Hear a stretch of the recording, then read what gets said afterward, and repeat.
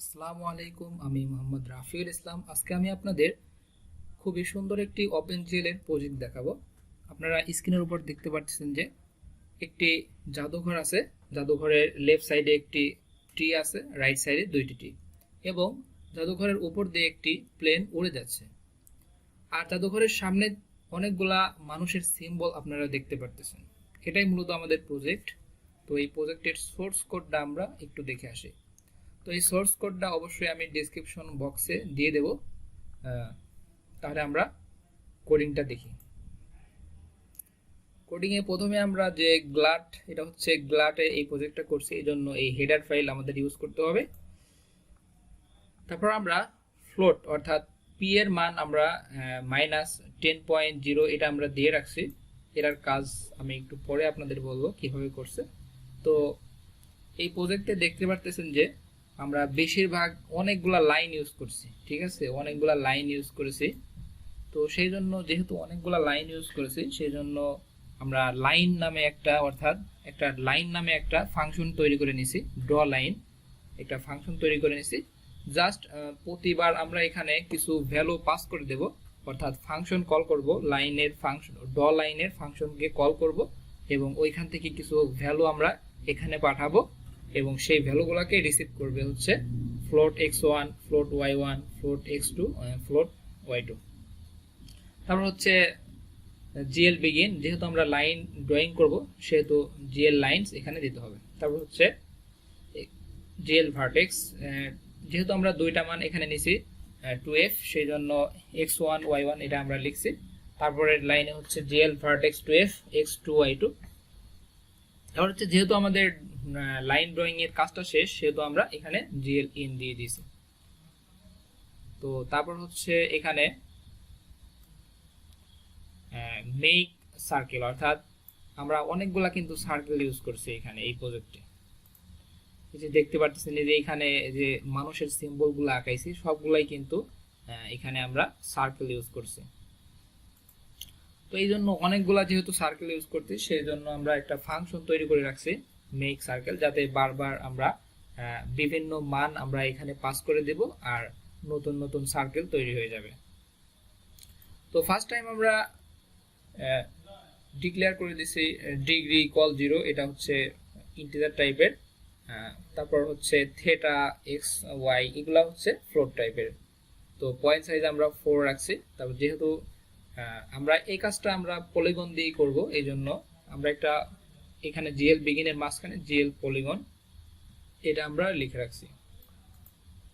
এই বিষয়টা কিন্তু fixed, GL polygon, GL line, এই বিষয়গুলো কিন্তু ফিক্সড।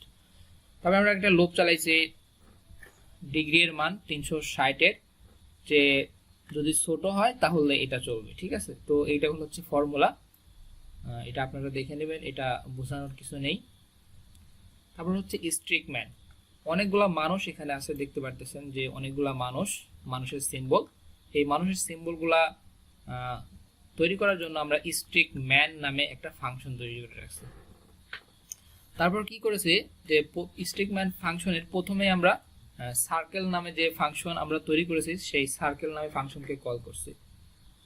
এখানে দেখুন যে প্রথমে এই প্রথমে কিন্তু গোল সার্কেল আছে, এই স্ট্রিক্ট ম্যানের প্রথমেই কিন্তু একটা সার্কেল আছে, সেহেতু প্রথমে আমরা সার্কেলকে কল করছি। তারপর হচ্ছে আর কিন্তু কোনো সার্কেল নেই, এই যে শুধু একটা সার্কেল, হ্যাঁ, আর কোনো সার্কেল নেই, বাকিগুলো শুধু লাইন। তো বারবার আমরা লাইন কল করে দিছি। তারপর হচ্ছে শপ, অর্থাৎ যে জাদুঘরটা দেখতে পারতেছেন, এই জাদুঘরটা তৈরি করার জন্য আমরা শপ নামে ফাংশন এখানে তৈরি করে রাখছি। তারপর হচ্ছে ভয়েড ইনিট, অর্থাৎ এখানে একটা বিষয় হচ্ছে এটা আমাদের খেয়াল রাখতে হবে, এই যে জিএল অর্থ 2D 100, এখানে 100 আছে, এটা হচ্ছে 80, এটা হচ্ছে আমাদের গ্রাফ পেপারের সাইজটা।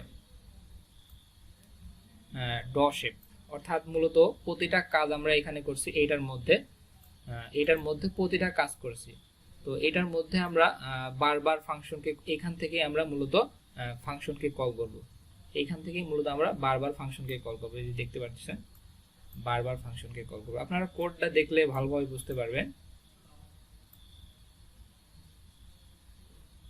বারবার এই যে দেখতেছেন একটা ওই জাদুঘরটা তৈরি করার জন্য কতবার এই সব ফাংশনকে কল করা লাগছে। কল করাই লাগবে না কেন, দেখেন এইটা আসলে করতে কতবার মানে কত কিছু আমাদের ব্যবহার করা লাগছে এখানে।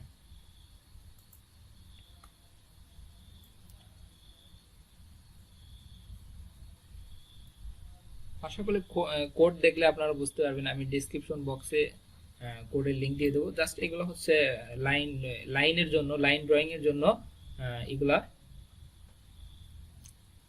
এই ফাংশনগুলোকে কল করা হয়েছে। আপনারা যদি বুঝতে না পারেন আপনারা একটা কাজ করবেন, সেটা হচ্ছে একটা গ্রাফ পেপার নেবেন, গ্রাফ পেপারে একটা সাইজ দেবেন, সেটা হচ্ছে 100, আর এক সাইজে ধরে নেবেন 100, আর এক সাইজে ধরবেন হচ্ছে 80। এই যে আমাদের এই যে এইটা এক সাইজে আপনারা x অর্থাৎ y অক্ষ বরাবর আপনারা 100 ধরে নেবেন, x অক্ষ বরাবর 80 ধরে নেবেন। এই মানটা ধরে নিয়ে তারপরে হচ্ছে আপনারা ওই গ্রাফ পেপারে মানগুলা বসাবেন, মানগুলা বসায় চেক করবেন, তাহলে দেখবেন যে আপনারা সুন্দরভাবে বুঝতে পারছেন।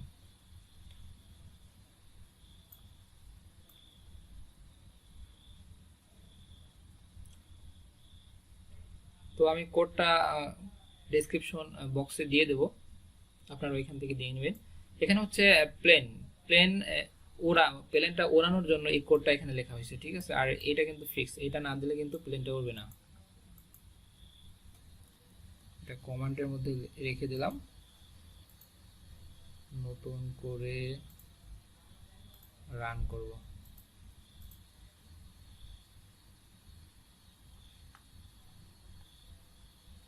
এই যে দেখতে পাচ্ছেন প্লেনটা কিন্তু উঠতেছে না, অর্থাৎ এটা কিন্তু লাইব্রেরি ফাংশন, ঠিক আছে। এই যে গ্লাড পোস্ট রেডি ডিসপ্লে, এটা কিন্তু লাইব্রেরি ফাংশন। এটা না দিলে মূলত প্লেনটা উড়বে না, অর্থাৎ ডাইনামিক অর্থাৎ মোশনের কাজ করাই হয় হচ্ছে এই লাইব্রেরি ফাংশনটা দিয়ে। তো মেইন বিষয় আমাদের শেষ প্রজেক্টে। আপনারা আসলে যদি চেষ্টা না করেন তাহলে এটা পারবেন না, কোডের মানগুলো বসিয়ে বসিয়ে আপনাদের কাজ করতে হবে, তাছাড়া বুঝতে পারবেন না। এখানে জাস্ট ফ্ল্যাগের জন্য এই কোডটা করা হয়েছে, কোঅর্ডিনেটস আমরা ইউজ করছি। জাস্ট এখানে আমরা আলাদাভাবে না করে জাস্ট একটা কোঅর্ডিনেট ফাংশন তৈরি করে রাখে জাস্ট এখান থেকে মানগুলো পাস করে দিলেও কাজটা অনেক ইজি হতো। তো আপনারা ইজিভাবেই করবেন, কোনো সমস্যা নেই। জাস্ট এখানে ট্রি ড্রয়িং করার জন্য এখানে কোড করছি আমরা এখানে। তো এই কাজটা না করে আপনারা করবেন হচ্ছে একটা ট্রি নামে একটা ফাংশন তৈরি করবেন। ফাংশন তৈরি করার পরে জাস্ট এখান থেকে মান পাস করে দিবেন, তাহলেই হবে। যেহেতু 3টা ট্রি আছে, আমরা 3টা ট্রি ড্রয়িং করব, সেহেতু 3বার আসলে ফাংশন কল করলেই হবে, এত কোড লেখার আসলে দরকার নেই।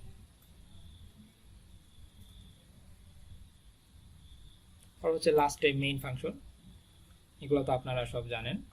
এটা জাস্ট উইন্ডো সাইজ, আর গ্লাড এটার মধ্যে যা আপনি লিখে দেবেন সেটাই দেখাবে, এগুলো সবই আপনারা জানেন।